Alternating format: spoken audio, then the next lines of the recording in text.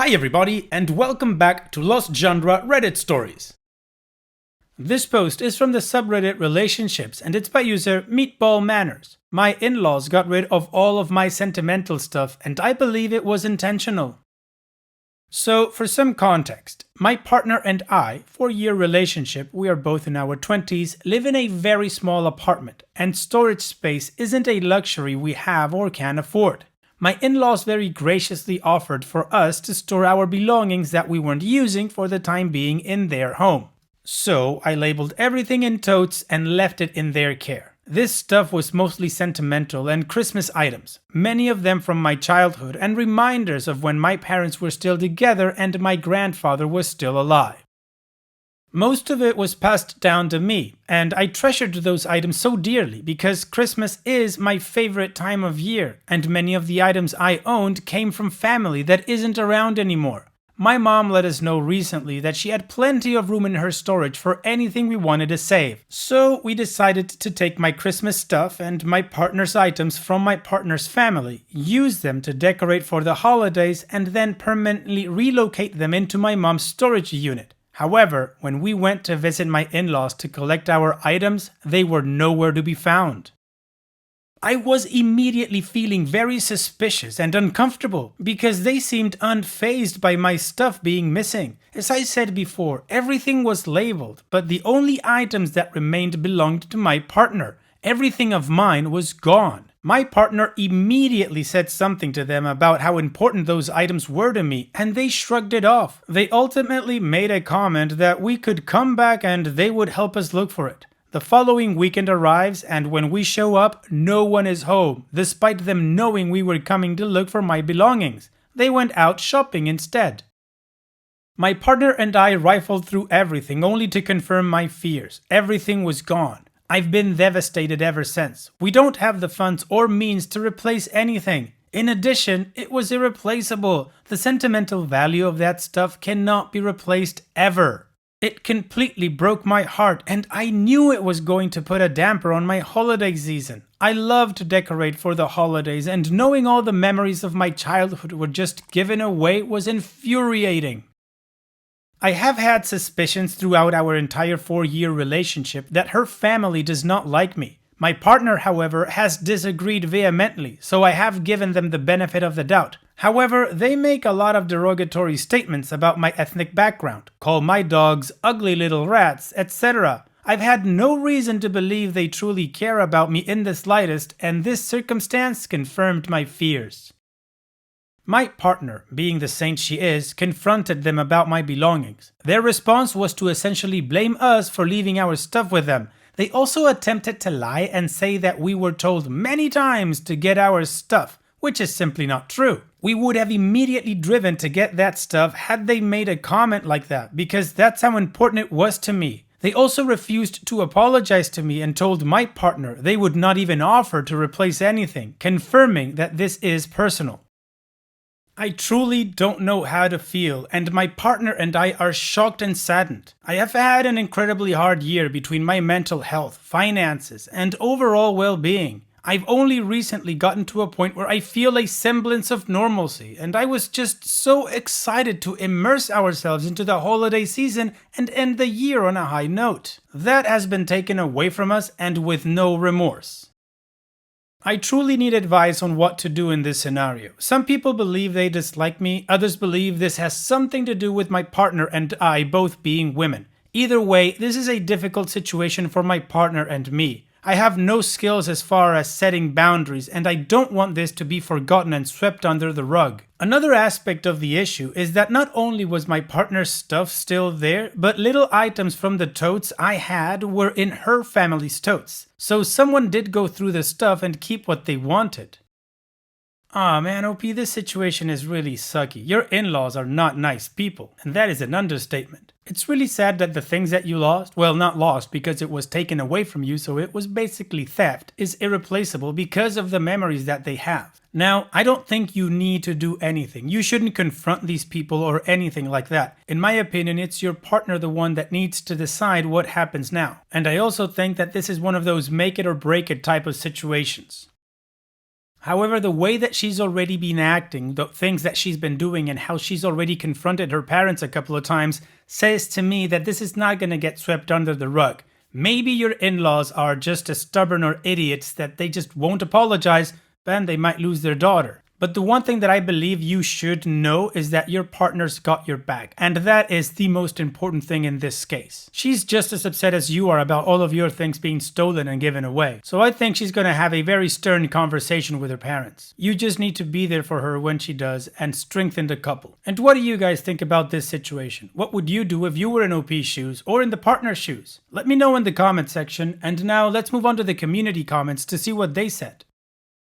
No Hand Banana No says, "This is horrifying. In terms of your important things, I wonder if they donated them somewhere and you could recover some of it. I think you need to file a complaint for theft and also sue them in civil court, as the threat of legal consequences is probably the best bet for having anything magically reappear. Those were your belongings, they had no right to do this. In terms of your relationship with these people going forward, I don't see how it could be sustainable. I would go no contact, and your partner might well want to go low contact or no contact as well. You are her life partner, and her family chose to be deliberately cruel to the woman she loves."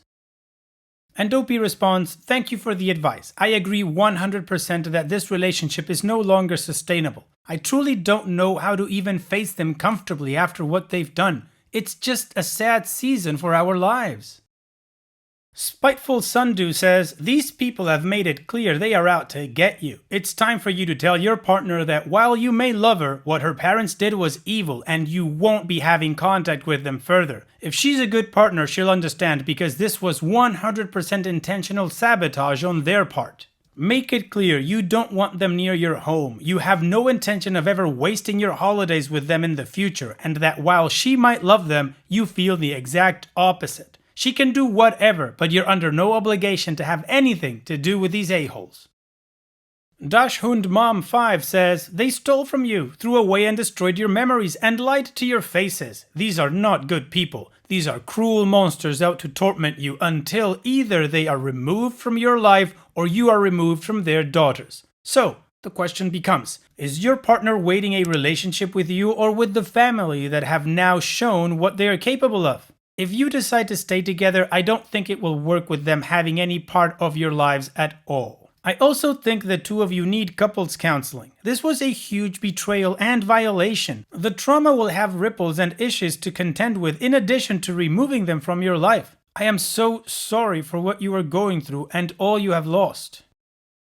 Additional information from OP's comments. I definitely feel like I need to go no contact with them for my own well-being. Everything they have said thus far leads me to believe they're intentionally being manipulative and making this a me versus them type situation, and that they're preying on our relationship's downfall. I know that my partner has gotten irritated with them in the past a few times. I didn't go with her to see him. They'd make comments and press her about us having issues in our relationship.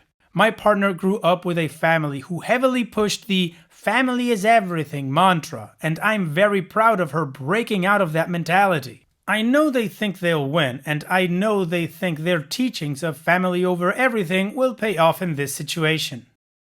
My partner is very much on the same page as me. There have been times we've been at odds about whether they like me or not, but this circumstance has confirmed to both of us that they have a problem with me. She does not want to see them for the holidays. She made that very clear to them, and they continue to reiterate to her that they will not apologize to me. They've also manipulated the situation and told my partner that I'm getting mad over material things and acting crazy over stuff. Thankfully, she doesn't buy that. She has grown so much and she understands the validity of what's going on, and this isn't having an effect in our relationship in the way I think her family was hoping it would.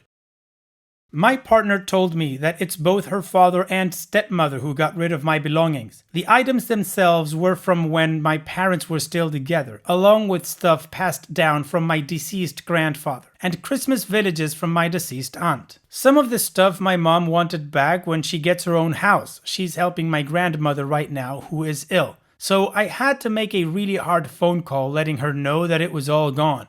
My mom was sad when I told her all our stuff was gone, but she said something similar about creating new memories in the face of something really bad that happened. It does feel easier said than done though, because her family knows our financial situation, so this isn't as simple as buying new stuff. I'm still mourning the sentimental items I lost.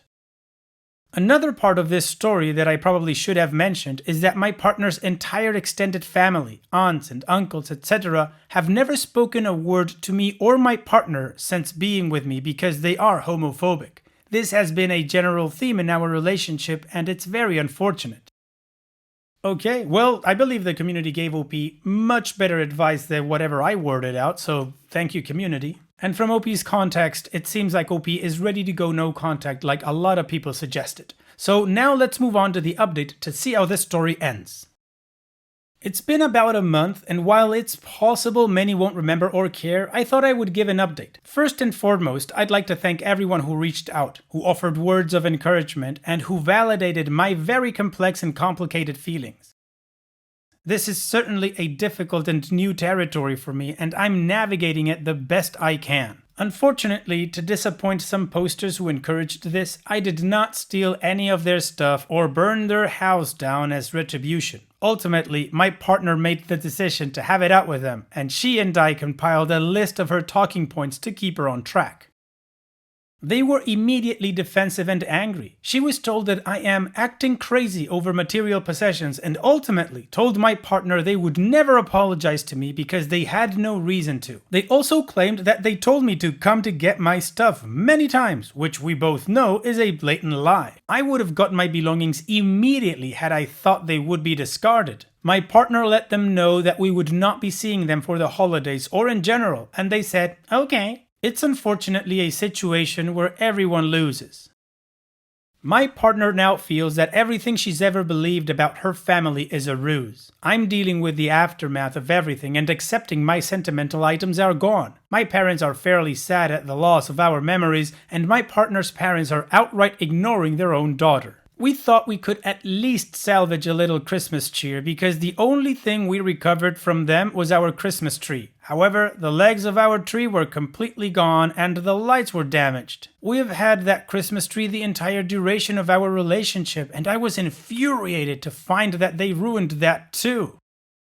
They did not wish my partner a Merry Christmas, nor have they attempted to reach out at all. I give her an immense amount of props as she stuck to her guns despite her family constantly preaching family is everything her entire life. She has been communicative and open with the hurt and betrayal she feels from her family. I sometimes blame myself, but know that this was a consequence of their actions, not my reaction. We have been told that they announced to everyone in the family that we would no longer be coming around by our own choice. As ridiculous as it is, that's the narrative they've chosen, and while I don't respect it, I have no desire to reach out or try to settle the score.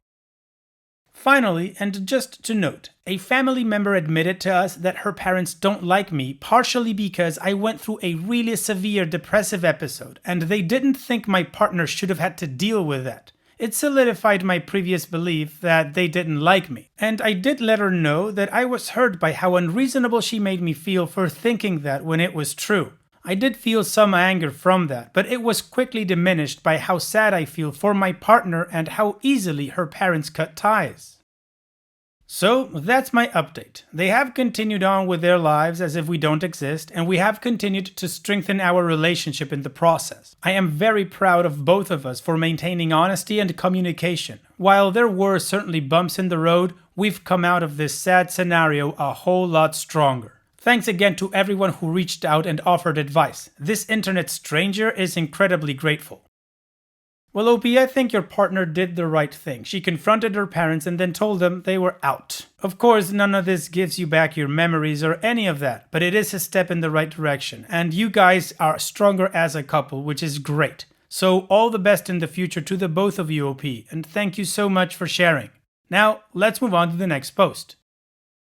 This post is from the subreddit Malicious Compliance, and it's by user Snoopickle1731. Company refuses to pay me overtime. I left job site with job incomplete and client unhappy.